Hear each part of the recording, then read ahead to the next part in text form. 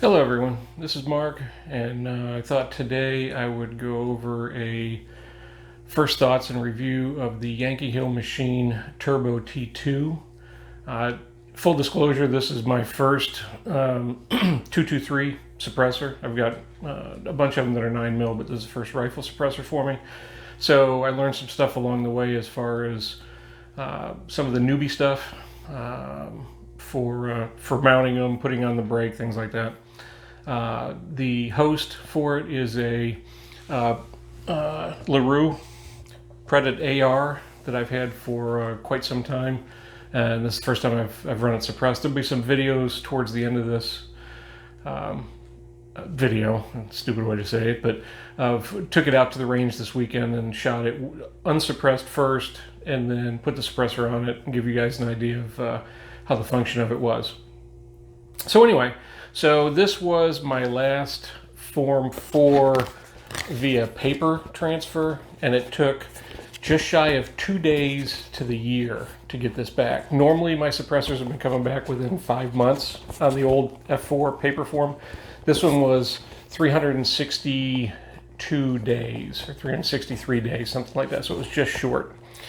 I still have one that's pending that's on a e-file, which I'm at about 120 days now, and I haven't gotten that one back yet either. That's a Sandman S, which I'll shoot later on another AR, and then I also have an AK that I'll put that on to do some of the testing and the videos for you on that. So anyway, so the Yankee Hill machine comes in just a cardboard box, and inside the box you've got the normal paperwork that comes with it, a warning that everything is just hand tightened on it, so they want you to snug everything down, some marketing material, a sticker, that kind of stuff inside the box. And you also get the couple of tools for tightening that come with it, and then obviously you get the can, you get the brake. I think they have an option where you can get a flash hider instead, but I went ahead and went with the 3-port brake, and then a shim kit for installing it onto the AR. This was my first time actually putting a brake on an AR, so I had to play around with it a few times. I actually had to use some dead air shims to get it lined up, because the ones that came with the Yankee Hill machine didn't quite work for me. I'm a little OCD, so it was not quite lined up the way I wanted it to. So I actually was able to get it lined up, get it hand tightened onto the AR, and got everything aligned the way that I wanted it to. The brake, and I'll show you a close-up of what the brake is here in a second that I've added onto it. And if you've watched any of the videos with Yankee Hill, so this is a 2-piece can. All right, you've got the can, and then you have this end piece here. The tools that they give you are to snug these two together. And one thing I found out at the range, even though I had used the tool to snug these together, when I tried to remove this from the rifle while it was still hot, this still came unscrewed, which was fine because I just took the can off and threw it into a bag. And actually what I have is because I did not have a suppressor cover yet, which I just received today. I'm not sure what I'm going to do for the final cover. I just got a cheap Chinese made one off of Amazon for, I don't know, 20, 30 bucks, something like that. I'll see how well it works. I took a torch lighter to it, and seemed to work. I mean, it didn't burn through, it didn't get hot on the outside, didn't burn the inside. So for 30 bucks, it may work. If not, I'll throw it away and I'll get like an Armageddon gear or something like that, which would be a better cover from what I understand. So before I had the suppressor cover, and I just want something temporary to use to get the hot can, or the can and the rifle back into the car, back from the range, what I had found, and this is going cheap, and I know it's goofy or whatever, but these are made for hot women's hair crimps, I guess, or hair or curling irons. These are good to like 500 or 600 degrees. It's cheap. I think I got 3 of them on Amazon for like $9. I mean, it's an insulated rubber. This worked perfect to throw onto the can to insulate it from the bag in the car and everything else till I got home. Or I used this actually to remove the can to throw it in the bag while I brought the suppressor home. It's cheap. I threw it in the bag. If it works for you guys, if you want to try it, fine. If not, whatever. I just thought I'd throw it out there for you. Like I said, I've got the new cheapy Chinese one. I'll throw it on next time I run out to the range. See what kind of insulation I get. See if I get any of the heat coming off of it from the shooting from the suppressor. So anyway, so back to suppressor. So tried snugging this back on. We'll see how it works. Now the nice thing about the Yankee Hill machine, and if you guys have seen any of their other videos, it is simply, there's teeth on here, and then on the muzzle brake, okay, let me see if I get the focus here. Okay, on the muzzle brake, there's a collar here that also has teeth coming up on it. All right, so what happens is when you screw this suppressor on, let's see if I can show you guys. All right, when you screw this on, you start to engage, and this is spring loaded. This bottom piece here that's on the and it's part of the brake, so you can't remove it. As you tighten it back, it ratchets. Okay, once it's done ratcheting, you're done. You don't have to over tighten it.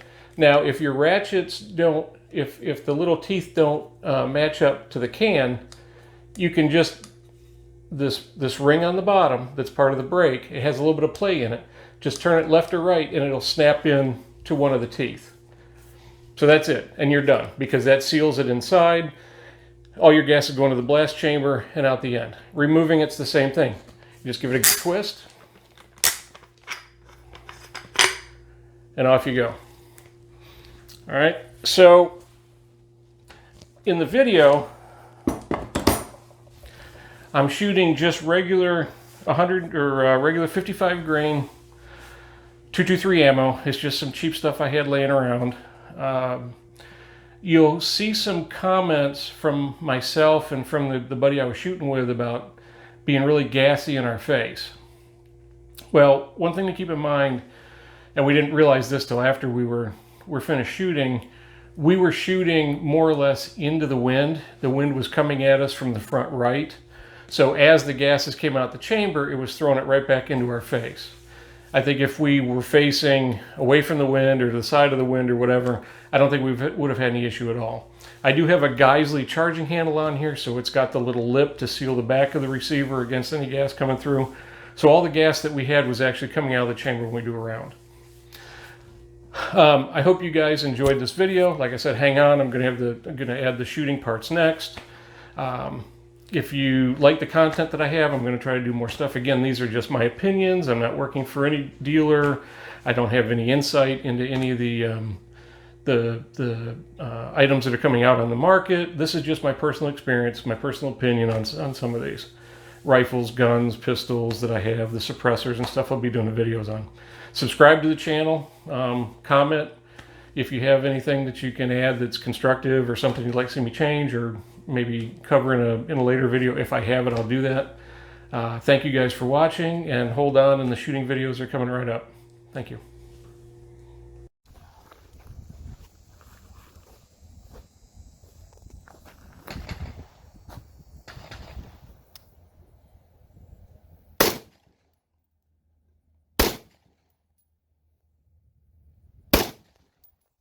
Double tap it, dude. Can't even tell if I'm hitting the paper.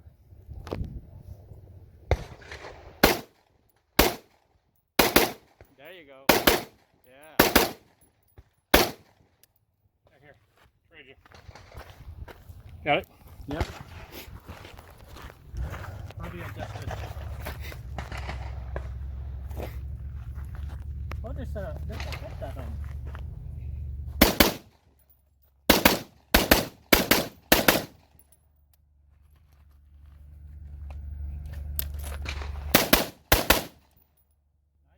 Go ahead and empty the mag. Just like that.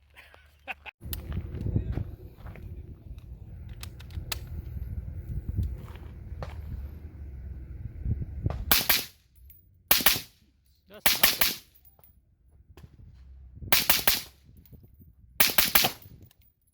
That's like nothing, dude.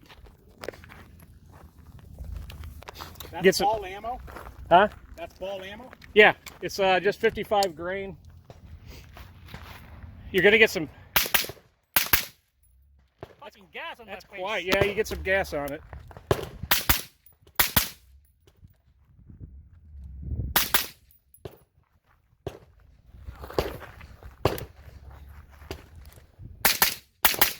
Woo!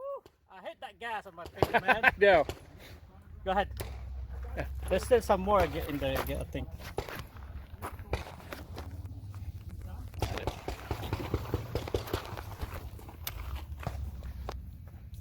Yeah, you and your short arm pull.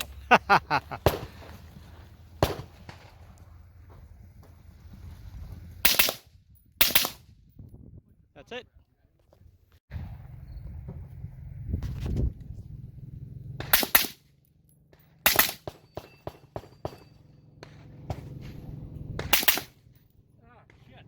Yeah, that's what I'm talking about.